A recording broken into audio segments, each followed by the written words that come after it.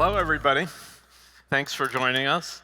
I'm Mike Granoff, and I am actually a founding board member of SAFE. I think I also now have earned the distinction of the longest time between moderating panels at a SAFE event, because I think I last did this like in 2009, and it was a different world and different topic.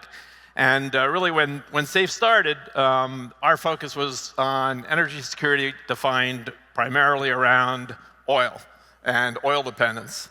And it has been observed by some that over the last number of years that data is the new oil.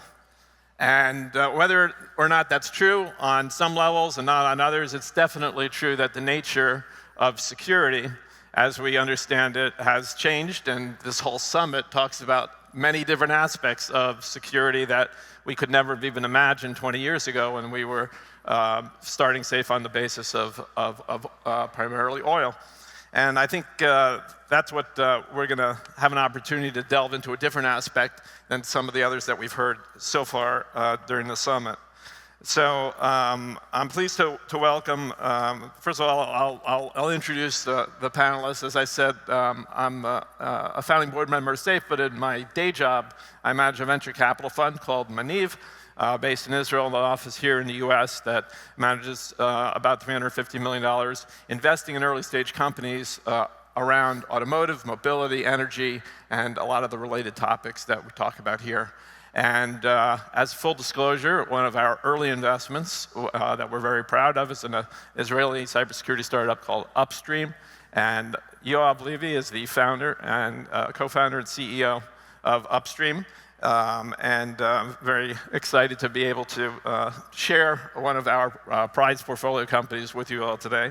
Additionally, we have Mike Lexa, who's the CISO, the Chief Information Security Officer at CNH, which is the world's second largest agricultural and construction company, 40,000 employees in 180 countries, and he's responsible for all aspects of cyber protection, including fully autonomous multi-million-dollar robots when you think about in the agricultural setting, which Mike will get into. But he's got a long and distinguished career that you can read about in cybersecurity.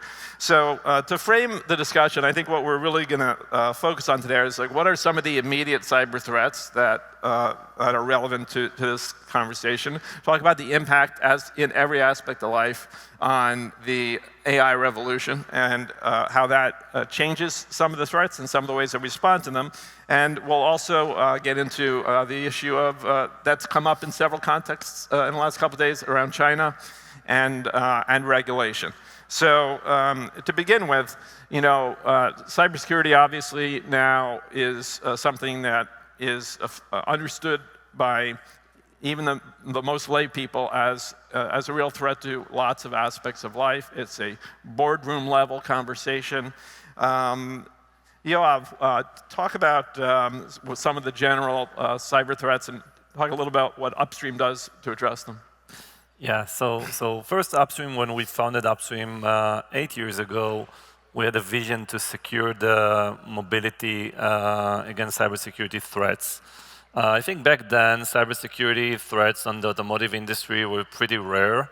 Not a lot of people had the knowledge or understanding of what does it mean.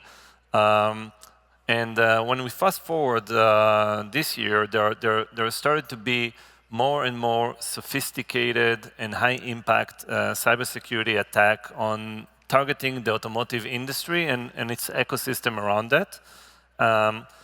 One example is a very impactful cybersecurity threat on a dealership CRM software provider, which you can imagine that, what's the impact? So eventually the impact for this CRM outage for this dealer were that around 80% of the dealers in the US were shut down for around 3 weeks, and CNN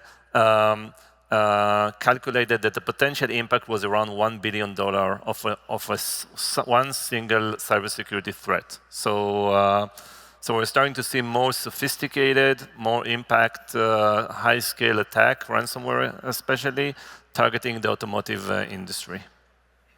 And Mike, at CNH, our talk about some of the threats that you face there and what on a regular basis. Yeah. I'll frame it up on the threats today and then those coming in the future. Today, there's a lot of them, but I primarily think about ransomware and then the loss of intellectual property. For our space, manufacturing, but for most people in the room, we all kind of sit within that industrial manufacturing sphere. Ransomware is the biggest threat we face, and that's largely for two reasons. You got to remember the bad guys, they're running a business. And if you look at manufacturing and industrials as a whole, we're probably the least mature sector, not necessarily CNH, but just broadly. We haven't been pushed by regulation, say, as finance or others have. So we're a soft target. And again, they're running a business. There's a higher ROI. But also, we have a high criticality of uptime. So there's a greater likelihood our industry is going to pay. So ransomware is a really big thing. The other one is our protection of intellectual property. Mike kicked it off, but I don't think when people think ag, they think high tech, but these are multi-million-dollar robots. They're some of the most sophisticated equipment on the earth. We have, 2,000 plus developers every day pushing kind of these advancements. So it's critical we protect that. But when I look out in the future for anything mobile, so, transportation, cars, trucks, robots, agriculture, anything that moves, in short order, we will have to manage these things just like a laptop. And that vastly expands the attack surface. So what that means is you could ransomware a fleet of agricultural equipment and in theory take out a region or a country. And if you did that at a prime time such as planting or harvest season, you could cut off a domestic capability to source food. So that's the scariest thing I think about when I look over the horizon. Well, that's pretty scary. And we'll talk more about the geopolitical impacts of that in a minute. But first, as I said, let's get into the topic of AI and the degree to which AI creates more vulnerabilities and the degree to which maybe it can help us. So maybe, Mike, you can start off talking about how AI has already affected your work and what you see in the future. It's coming fast. I do think it's going to stick. I don't think it's overhyped, and I think it's hard to estimate how fast will it evolve. Again, it's a broad topic, but I do think what's going to happen is, at least for the interim, the immediate years, we may see a greater chasm or divide between kind of technical, haves and have-nots. Okay, and so what I mean by that is. Your attackers are always early adopters of new technology. Again, they're running a business, and that's a differentiator for them. So we know they're going to lean in. But the thing they also have going for them is, if I deploy new technology, I have to be careful I'm not going to break stuff, right? They don't have that same kind of constraint. They don't want to get caught, but they can lean in and use this stuff quickly. So they're going to use it, they are using it.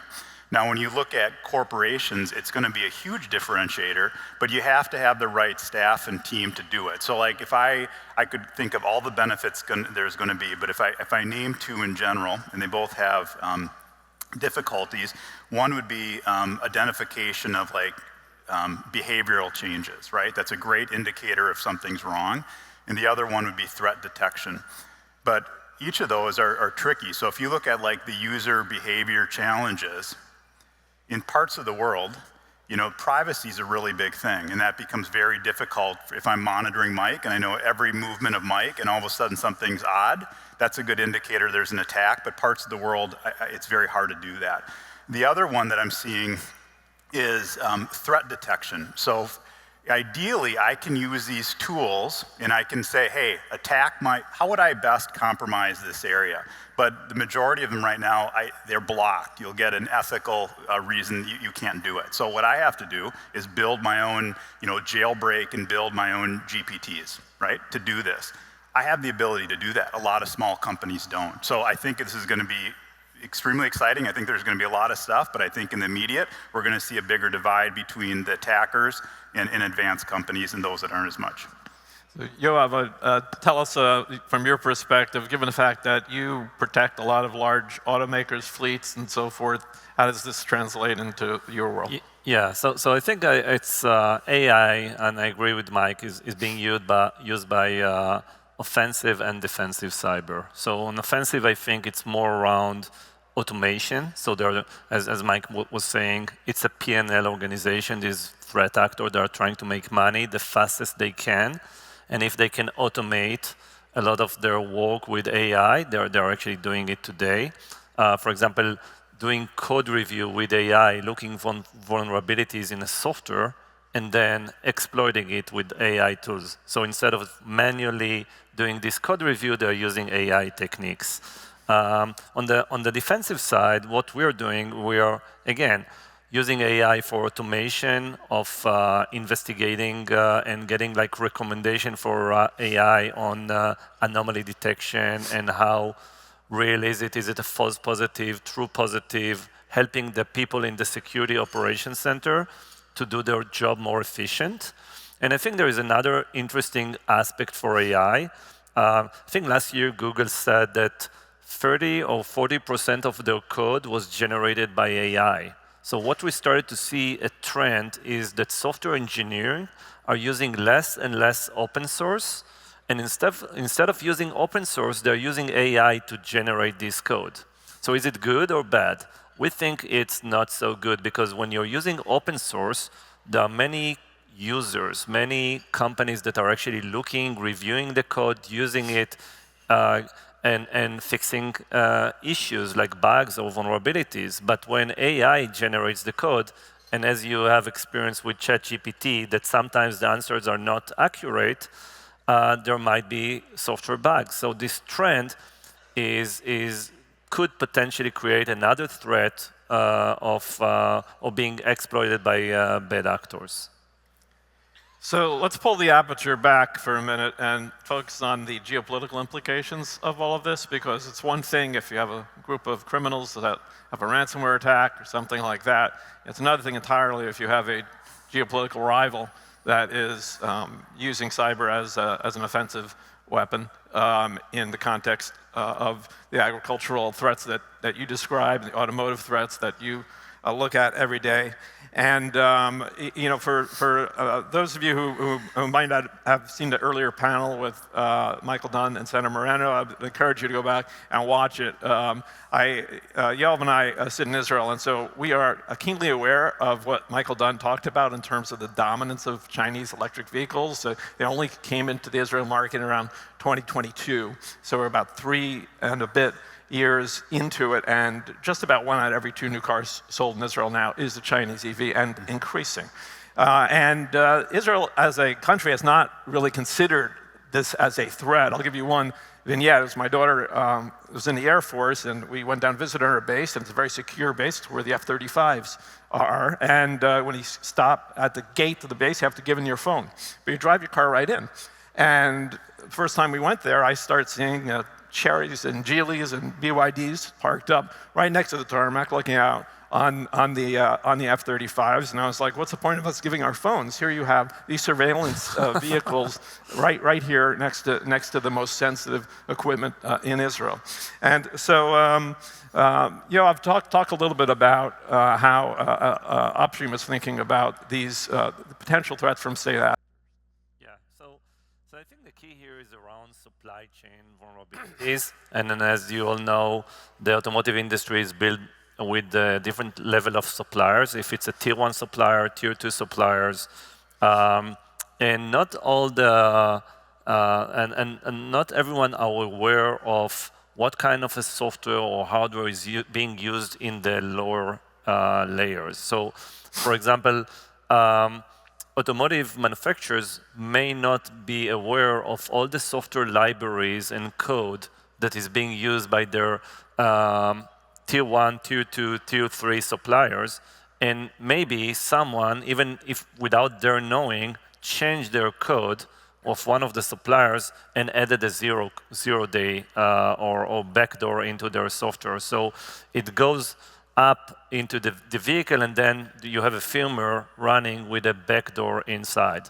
So what Upstream is doing, we have, on one hand, we have intelligence team that are looking at threat actors. So we are communicating, we are part of their kind of a dark web, deep web community where we are monitoring what they are doing, what they are targeting, bringing this intelligence into our customers. So we know who is they are targeting, if they have been able to exploit a vulnerability, what's coming. So this is on the intelligence side. On the other side, we are building a real-time detection and response platform that is looking at real-time threats and the ability to detect and mitigate them in close to real time. And Mike, tell us about how, in your work, you think about these geopolitical challenges in the cyber realm. I think we have to think about all of them, like this conversation, and even the last day and a half, it's been really centered around China, and China certainly a big risk, specifically around IP theft or pre-positioning in our utilities. But there's disinformation stuff we have to look at from Russia. There's a lot of nation-state-backed ransomware actors out there. In particular, North Korea uses this to fund their state goals. And there's something called hacktivism, which is greatly on the rise and it's going to change for AI. So I think we need to think broadly, and you should cater per your organization. You need to understand what are those risks and then set your controls accordingly.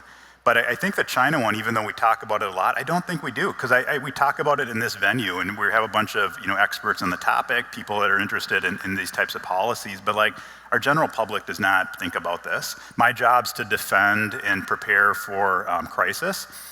If the lights go out, I don't think our citizens are ready, and I don't think that's in the vernacular of the media as much as it should be to say, what could happen. So we only have a few minutes left, but I do want to touch for a moment on regulations, because it should be noted that just this month, or in the last month, regulation went into effect in the US that, aside from the 100% tariff on Chinese cars, really pretty much prohibits them. Talk about the regulatory landscape as it is, in as concise a way as you can, as it is, and what you think is missing. Mike, you want to start? I think it just has to be nimble and evolve. There's a lot of times you see the regulations begin in Europe and they then come into the States. There's good foundations there, but I think with everything we see changing, it has to adapt, and every year, accordingly, our companies have to respond to that. I agree with Mike. I think that in Europe, there is a regulation called UNR 155, which is an automotive cybersecurity regulation that looks at continuously monitoring the risk, the cybersecurity risk, targeting the automotive ecosystem. I think it would be good to consider adopting it in a way here in the US. It's being also adopted in other regions outside of the Europe. So that could be a good way forward. And just to wrap up, if we're having this conversation at the SAFE Summit in 2030, do you think, in general, that we'll be living in a world that is more secure because of the good work that you and your organizations have done, or are all of the combining threats making it even more risky that we'll feel less secure 5 years from now? Yeah, it's a good question. I think that probably in 5 years from now, there's going to be much more automation, like autonomous vehicles on the street. There's going to be more robotaxis, even in production. I think the challenges for companies like Upstream and for the industry itself, it's going to be much harder to secure, monitor, and react in real time to cybersecurity threat for these very sophisticated machines. So I guess that in 5 years we may discuss some additional challenges or for the industry. 5 years for AI is a lifetime. It's really hard to predict, but I would say by then things you hear of like agentic or agent-based AI is going to be common.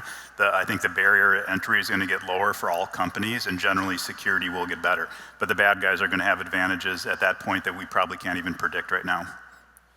Well, I think one thing we can take away from this conversation, which I think is true of many of the conversations that we've heard in the last few days, is that there will be no shortage of work for organizations like SAFE that have professionals and can get to good policy recommendations for politicians, and the threats, like we said at the outset, to our energy security and our security in general are multifold in the 21st century. And I take some comfort that there are tremendous professionals like this that are trying to keep us safe. I hope you do as well, and hope you got something out of the panel. And thanks for being here.